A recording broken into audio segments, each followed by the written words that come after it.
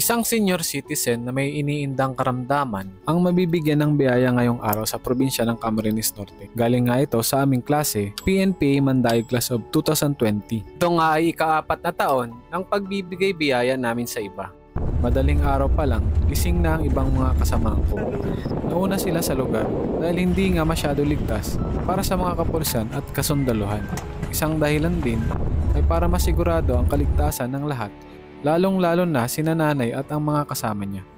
Naabutan namin si nanay naghihintay sa amin kasamang kanyang mga apo. Ano pong pangalan niyo? Hilaria Ramos. Ako po si Lieutenant Armea. Kami po yung sasama sa inyo magpa-check up. Pagkatapos po, bibigyan po namin kayo ng gamot. Ano raw? Bibigyan po namin kayo ng gamot. Mahina na nga ang pandinig ni nanay kaya kailangan lakasan namin ang mga boses namin. Ilang taon na po kayo, Nay? 83. 81 sir. 83 ka. 81. Opo. Limot siya.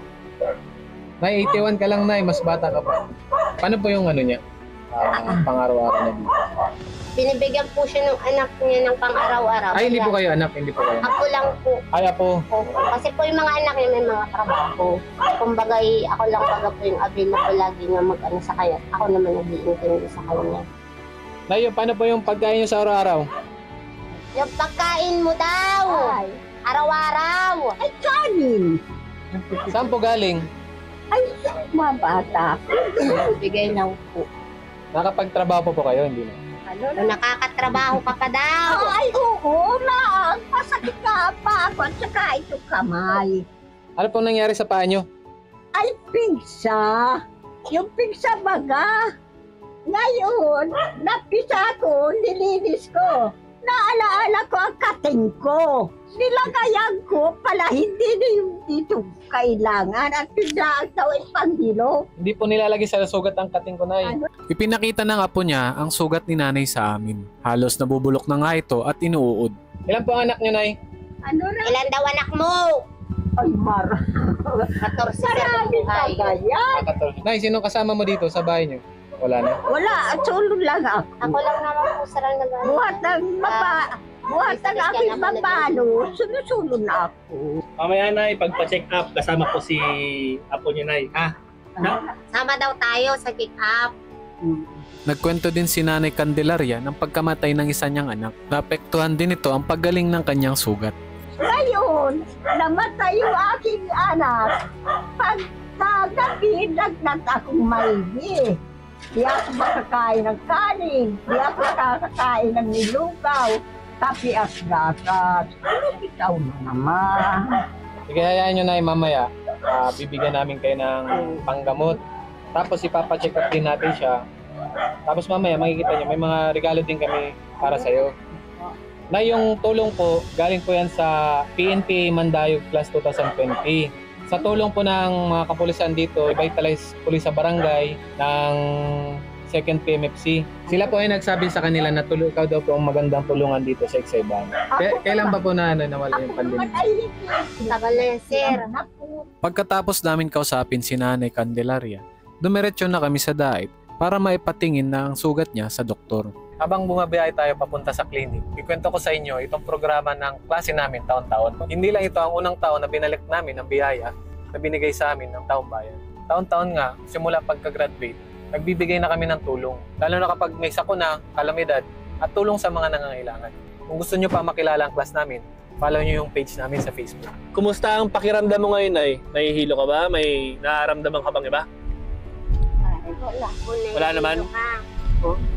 Andito na nga kami sa clinic para sa check-up ni nanay. Pagkatapos nito, agad namin siyang binilhan ng gamot na nireseta ng doktor sa kanya. Pinaliwanag na nga po niya ang sabi ng doktor. Meron daw si nanay high blood pressure at ang magandang balita nga, hindi pa ganun kalala ang sugat niya dahil madadaan pa ito sa gamot. Kailangan din daw namin bumalik para sa iba pang test na gagawin kay nanay. Bali nanay, binilang ka na namin ng gamot.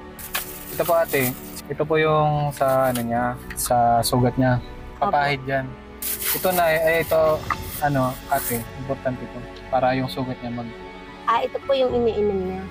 Yan yung sa antibiotics. Opo. Kasi ito para sa pampababa ng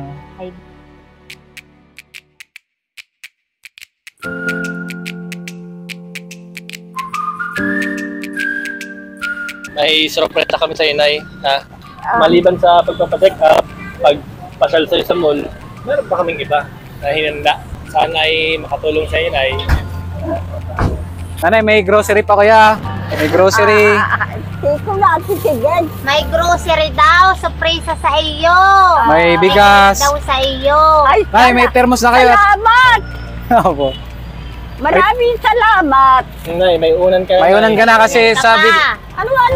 Unan. Oo. Tapos ito may higaan. Higaan ka pang kutson. Kasi sabi daw po at wala kang higaan. Tama po ba? Wala kang Ay, higaan. talaga, salamat naman sa'yo. Ano po ba ang higaan niya doon? Katri lang, sir. At Panik lang.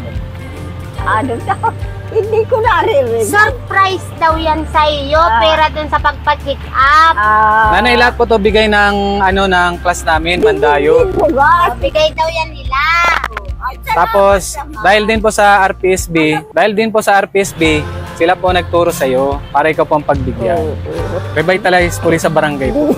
Kasi ito, Nay, last na Ano? sorpresa. Kasi sabi nila, wala ka daw pong trabaho, di ba? Ito, panggastos nyo po, maliban dito sa grocery, ito po yung tulong sa iyo, pang araw-araw. Abot po na kamay nyo, Nay. Abot po. Ha? Ganyan ka po, ganyan. Maagang pamasko po sa inyo. Ay, ano yan? 500 po. Ano? Yan, lahat po yan sa inyo, ha. Tapos kay Kuya naman, dahil hindi nagtrabaho daw. Kuya, magkano kinikita mo sa isang araw? Sige na, magkano? Ate, ikaw na natin, magkano? Magkano ang pagkukupra niya? Kasi di daw siya nakapagtrabaho. O, sige, doble na natin. O, 1,000. Ha? Bigyan mo ito. Tapos, ate, ikaw na lang bahala sa kanya kung anong kailangan niya. Alam mo, kumita ako dalilim. Ayaw, nalilimutan baka Kaya yan maiwan ang ni nanay. mag-aano. Oo, si ate na lang po bahala. Tay, ano pong gagamitin niyo sa pera? Pipi. May bibi. Pag may bibilhin. Oo. Huwag niyo na pong bilhin ng gamot, ha? Kami na po bahala sa gamot. Ano daw? Huwag ka na daw bumili ng gamot at sila. Sasayahan. Babae, pinigay. Pagkatapos Maraming salamat din po na at paulakan nyo kami, Nay, ha? Masaya ka na, nanay? masaya. Baka niya pinigay niya ninyo. Hindi ako masasayahan. Hindi mo na iutang. Hindi mo na iutang. Hindi ko na inuutang. Hindi ko na bibilihin. Hindi na yan sa akin ibibigay ni. Paala ko. Pagkatapos nito, hinatid na nga namin si nanay sa kanyang bahay.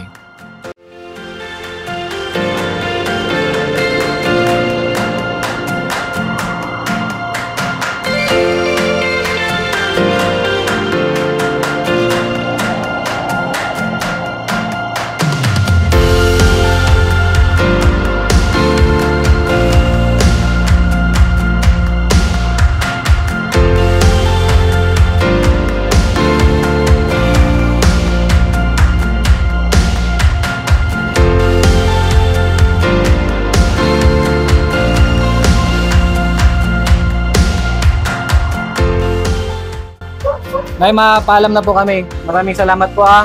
Nay, kung may kailangan po kayo ulit, lapit lang po kayo kina Lieutenant Bungalbala. Sa kanya po, lapit po kayo sa kanya kung may kailangan kayo ulit. Bibigay po namin hanggat makakaya namin, po. Salamat po. Masaya. Mauna po kami, Nay. Ay, salamat. Sige, op. Maano ka lang. Maraming salamat. Tao. Nagpapasalamat naman. Sige. Sige po, Nay. Bakit muna kayo? Okay, next time, Nay. Next time, babalik pa kami dito, Nay. Magkikita pa tayo ulit. Ha? Thank you po. Maraming salamat. Ate, thank you, ate.